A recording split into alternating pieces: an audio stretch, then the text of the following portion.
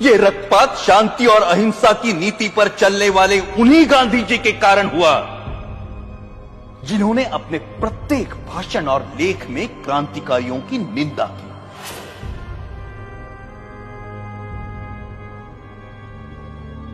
जब गांधी जी के प्रचंड विरोध के बावजूद भी मार्च 1931 के वार्षिक अधिवेशन में कांग्रेस ने भगत सिंह के साहस की प्रशंसा में प्रस्ताव पारित किया, तब गांधी जी अपनी इस पराजय को नहीं भूले और कुछ महीने भीतर जब मुंबई के गवर्नर पर गोली चली तो गांधी जी ने उसका कारण भगत सिंह की प्रशंसा में पारित इस प्रस्ताव को ही बताया। सुभाष चंद्र बोस ने गांधी जी के इस कथन का विरोध किया।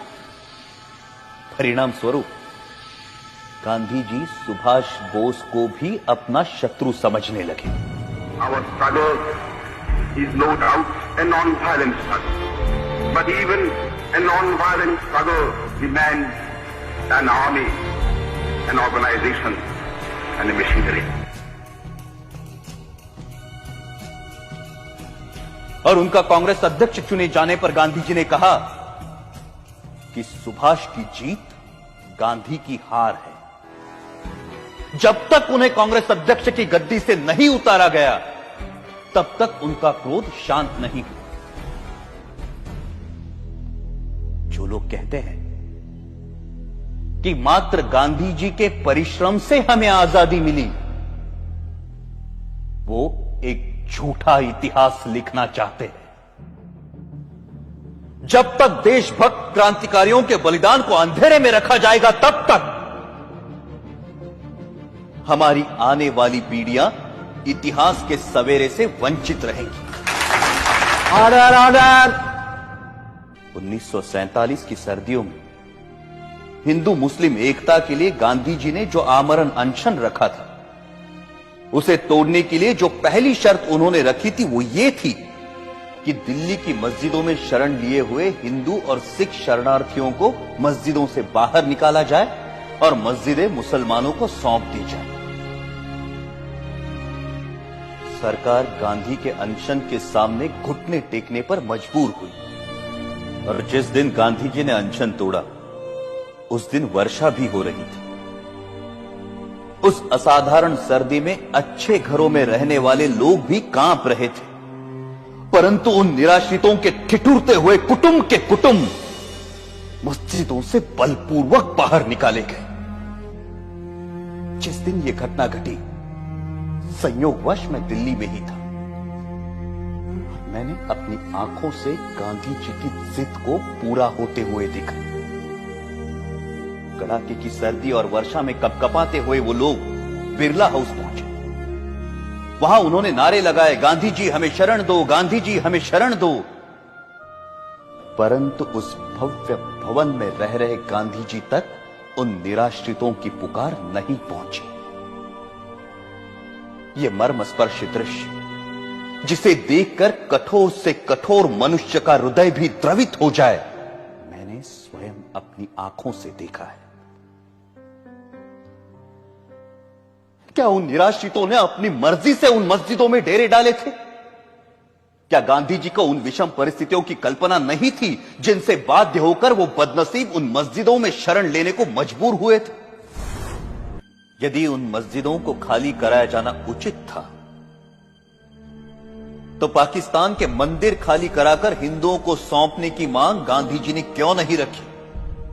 यदि वो ऐसा करते तभी यह सिद्ध होता कि गांधी जी निष्पक्षता से हिंदू मुस्लिम एकता के इच्छुक थे। परंतु गांधी जी ने पाकिस्तान और वहां के मुसलमानों के सामने अपना अनशन खोलने के लिए एक भी शर्त नहीं रखी, क्योंकि अपने अनुभव से उन्हें मालूम था कि उनके अनशन का जिन्ना और उनके अनुयायियों पर कोई असर नहीं पड़ता।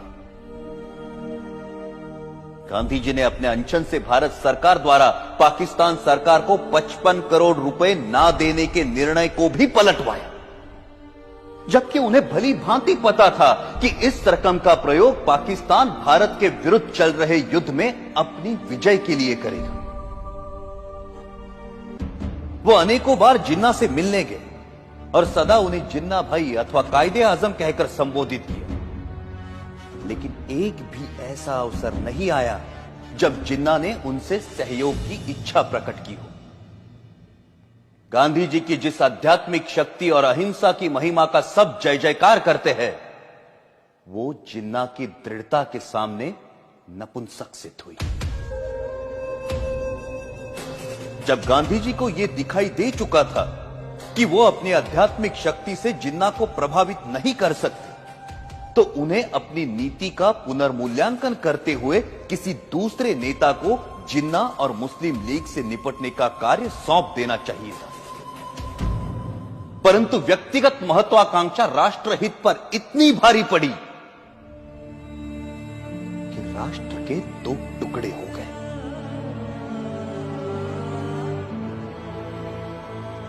हमारे त्यागी और दूरदर्शी नेताओं ने संपूर्ण भारत की स्वाधीनता के लिए स्वतंत्रता संग्राम में भाग लिया था, परंतु देश के विभाजन से वो संयुक्त राष्ट्रीय प्रयास विफल हो गया।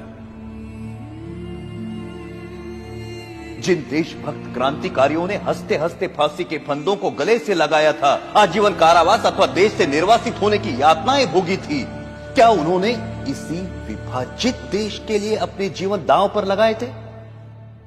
14 अगस्त 1947 को छलपूर्वक भारत के विभाजन को स्वीकार कर लिया गया और पंजाब, बंगाल और सीमा प्रांत के हिंदुओं के भविष्य की किसी ने कोई चिंता नहीं की।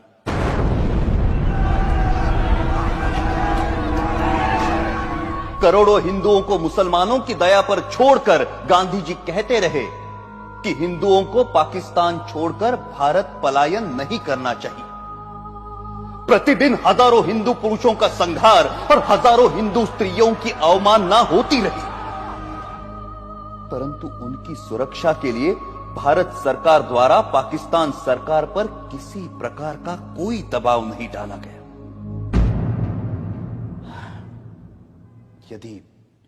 यदि समाचार पत्र पाकिस्तान में हिंदुओं पर हो रहे अत्याचार के संबंध में कुछ लिख देते तो उसका अर्थ यह लिया जाता है कि समाचार पत्र हिंदू और मुसलमानों में मतभेद फैलाने का काम कर रहे हैं और उन पर प्रेस इमरजेंसी एक्ट की धाराएं लागू कर दी जाती हैं। पाकिस्तान में हिंदुओं पर हो रहे अत्याचारों के विषय में गांधी जी ने कभी एक शब्द भी नहीं कहा।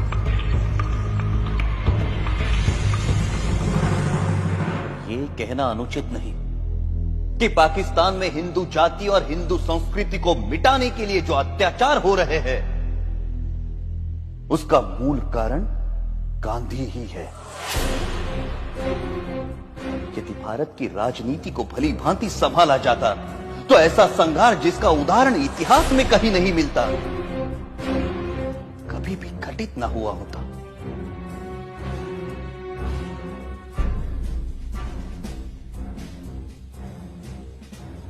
गांधी जी सदा सत्य और अहिंसा के नारे लगवाते रहे। कोई भी समझदार व्यक्ति इन नारों को बुरा नहीं कह सकता, परंतु यह आशा करना कि जीवन सदैव ऐसे उच्च आदर्शों के अनुसार चलेगा, एक दिवा स्वप्न है। वास्तव मुझे स्पष्ट दिखाई देता था कि यदि मैंने गांधी जी का वध किया, मैं जड़ मूल से नष्ट कर दिया जाऊंगा।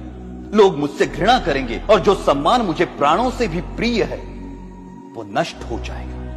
मैं अवश्य मरूंगा, परंतु देश अमर होगा।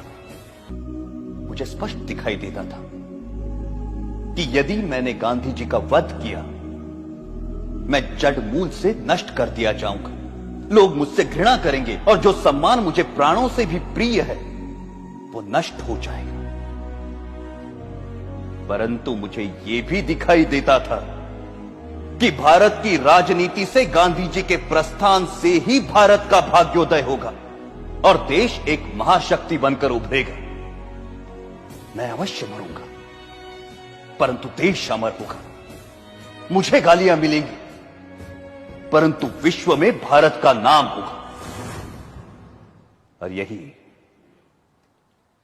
यही सोचकर मैंने गांधी जी का वध करने का निर्णय लिया और अपना यह निर्णय किसी को नहीं बताया। अंततः 30 जनवरी 1948 को मुझे मेरा निर्णय साकार करने में सफलता मिली।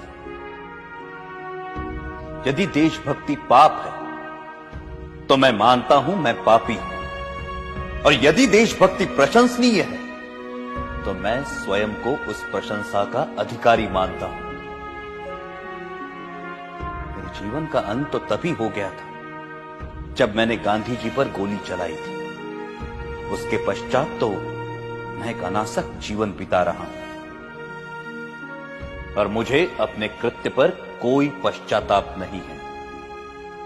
गांधी जी ने इस देश के प्रति जो योगदान दिया है उसके लिए मैं उनका आदर करता हूं, और इसीलिए उन पर गोली चलाने से पहले मैं उनके सामने नतमस्तक हुआ था।